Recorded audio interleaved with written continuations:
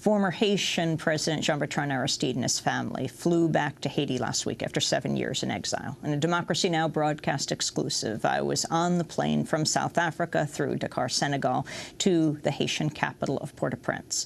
Aristide was forced out of office in a U.S.-backed coup in 2004, February 29, 2004 to be exact. In the early morning hours, when the #2 man in the U.S. Embassy came to the Aristide's home in Tabar in Haiti, and he and his wife were hustled off onto a white plane with an American flag with U.S. military and security and flown off to the Central African Republic, eventually settling in South Africa after they tried to return to this hemisphere, with the Bush administration threatening that they were not to return to the Western Hemisphere. The U.S. ambassador in Haiti at the time, Foley, saying they were not to come within 150 miles of Haiti. So they went to South Africa. Once President Aristide was gone, the U.S. made every effort to ensure he would not return to Haiti. A 2005 U.S. State Department cable recently released by the WikiLeaks recounts how U.S. and French diplomats threatened to block several Caribbean countries and South Africa's seating on the UN Security Council unless South African President Thabo Mbeki at the time kept Aristide in exile in South Africa. The leaked cables also revealed how the French plotted to obstruct Aristide's return flight from South Africa. Well, this time, President Obama called South African President Zuma last week to personally tell him not to fly the Aristides home to Haiti. South Africa refused to bow to pressure. Today, we bring you the second part of our global broadcast exclusive interview with former Haitian President Jean-Bertrand Aristide as we flew over the Atlantic, approaching his country, Haiti.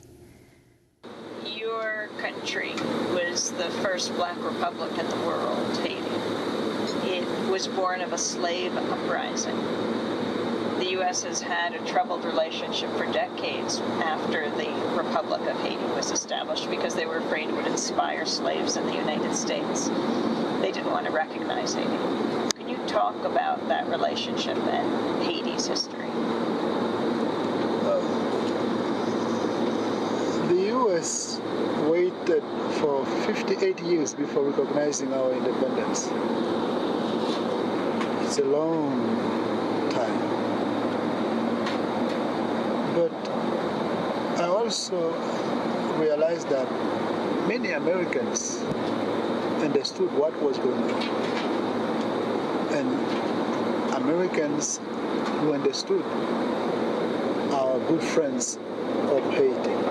They may not have power to change what is bad to make it good, but at least they disagree with what is bad. The only thing that Haiti is asking for is to have a relationship with whoever you are, whatever the country, rooted in mutual respect. That's Haiti. A country where the people respect others and want to be respected. Once we have that relationship rooted in mutual respect, many things will be different. That's what we are looking for. That's what we always wanted. We don't want the others to respect us. And just that. No. We are committed to respect them while we want them to respect us. Mutual respect. That's all. If the relationship between the U.S. and Haiti can be rooted in mutual respect, Americans will benefit, Haitians will benefit, the future generation on both sides will have a better environment. That's all. Haiti was the first black republic in the world, and the United States, the first African-American president was elected, President Barack Obama. Do you have anything you'd like to say to him? I think in the future we will see what can be said. For the moment, we say what is linked to my return. Did you ever think this day would come in these 7 years? I always knew that it would come. You never can destroy the collective will of the Haitian people. You can crush them for a while, but not forever. Look at what happened. 7 years ago, the coup happened, but the Haitian people never give up. Peacefully, they continue to ask for the return of their collective dignity. Democratic principles must be respected. That's the will of the people. They never give up. Without weapons, without economic power, with the goodwill, good faith convictions, democratic principles, they continue to work for that day. This is hope. This is collective hope. This is collective dignity.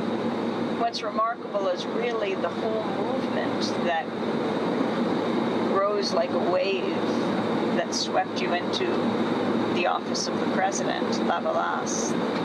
More than 90% of the people voting was very much in response to the Duvalier years, from Papa Doc to Baby Doc Duvalier, the repression, the brutality, the corruption. And so to have him return, and now to have you return, is a very, to say the least, unusual circumstance. I understand that when you believe in what you are doing, when what you are doing is rooted in conviction, and when these convictions are rooted in equality, values, human values, such as freedom for all, you are strong, and even stronger than people would think. That's the Haitian people. Let's just remember that Haitians have a country which cannot produce food enough for 10 million people, actually. Agriculture represents 27% of our GDP. Even before I was born in 1953, at that time, 1950, they said 8% of the Haitian people were living in the cities. Now we have 35% or more living in the cities. So instead of having agriculture in the countryside, where people producing could feed themselves and protect their dignity, we have the opposite. People living in cities where they don't find works with dignity, and misery is becoming more and more worse.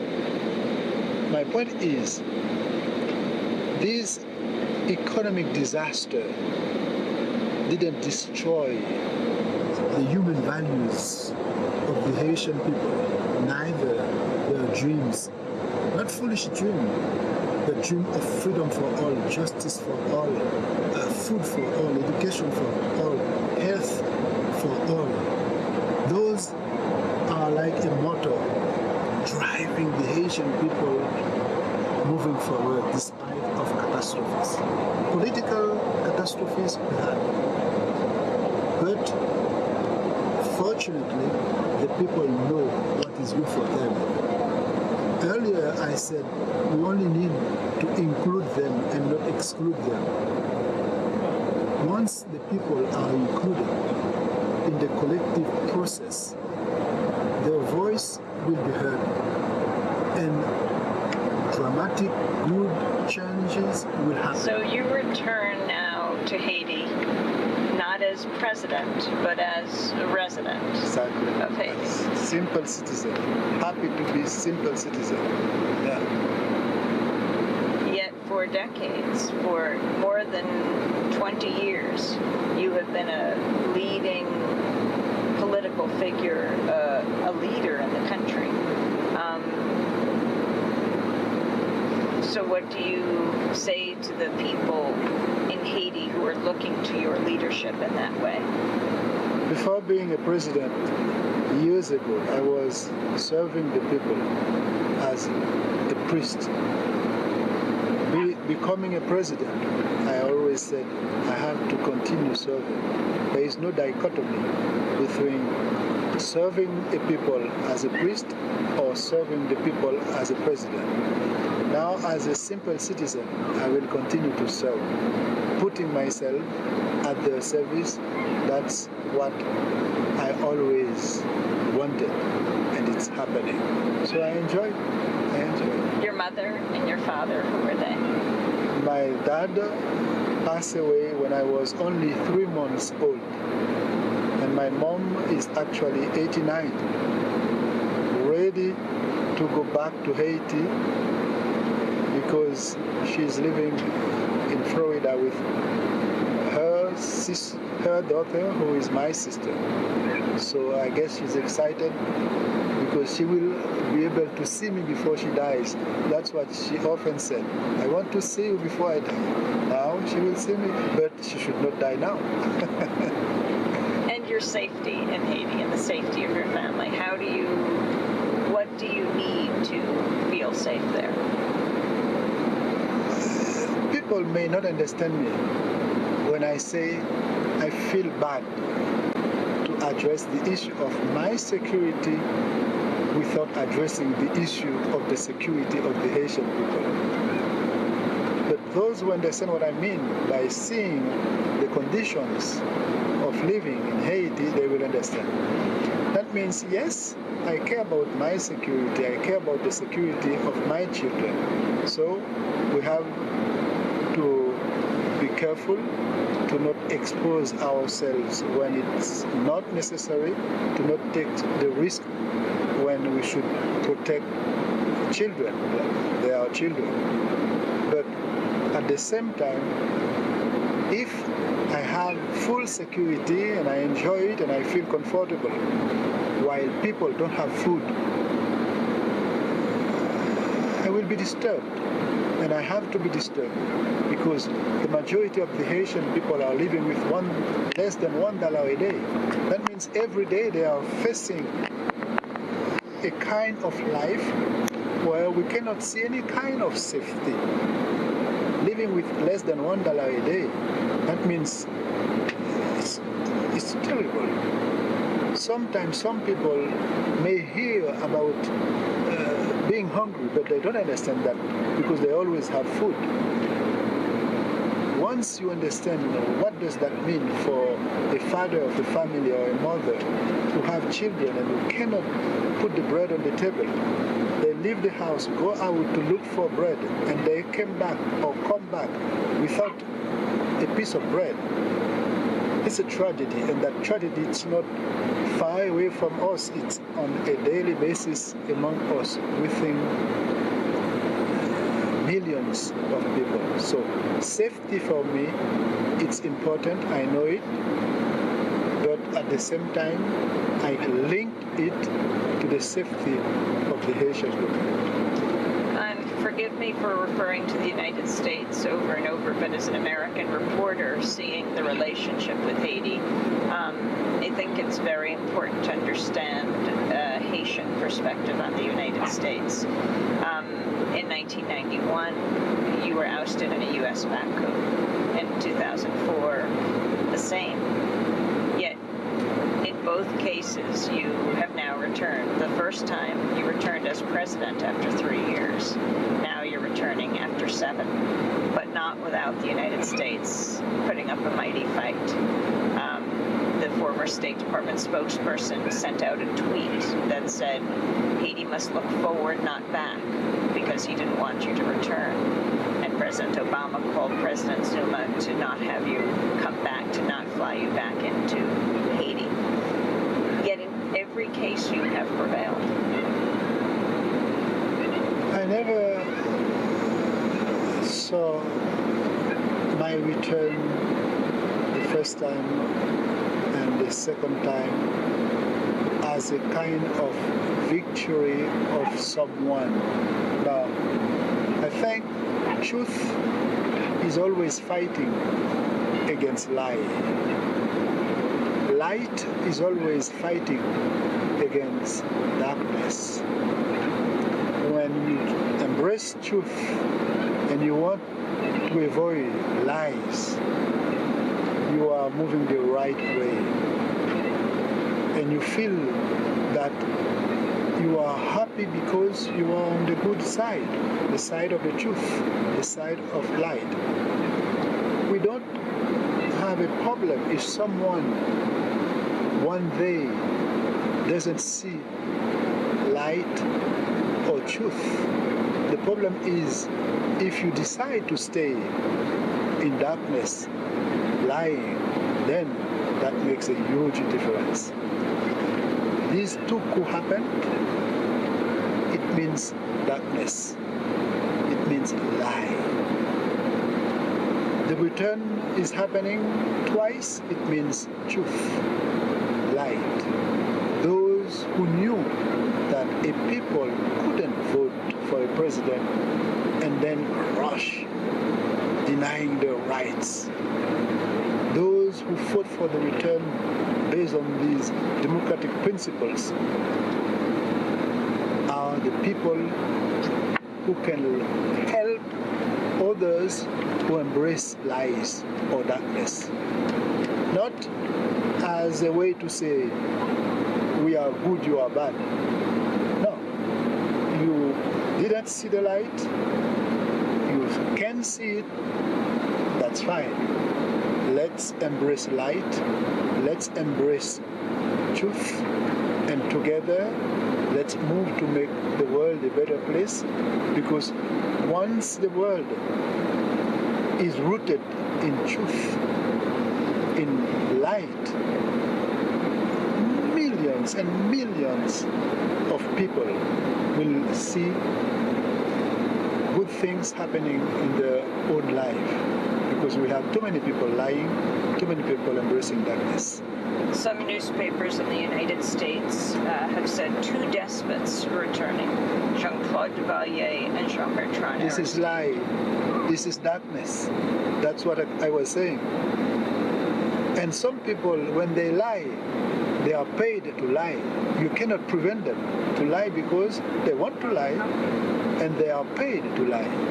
Unfortunately, many others who enjoy embracing the truth, they know the difference between lie and darkness.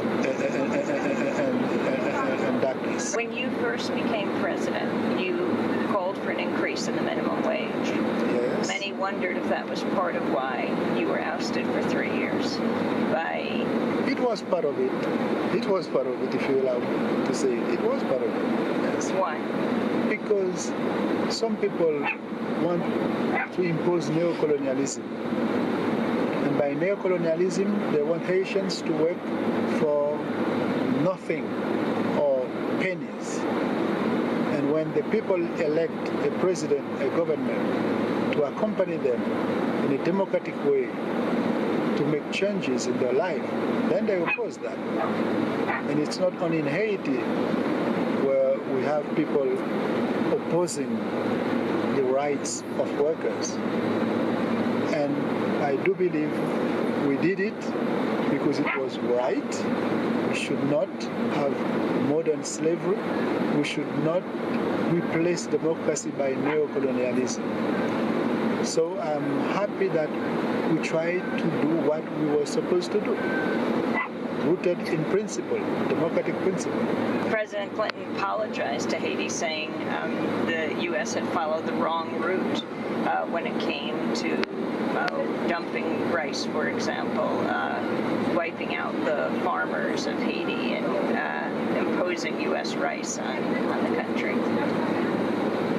Well, it was wrong, that policy. Now, if there is an apology, we must see the opposite of what was done. Do you see that happening, the opposite? I will be watching closer to make an assessment. Your final comment is, I see we're coming ever closer to Port-au-Prince, as I see we're coming ever closer to your country, Haiti. Love for the people, love for Haiti. This is the way out, through love. Thank you very much, Mr. President. And thank you for making it twice.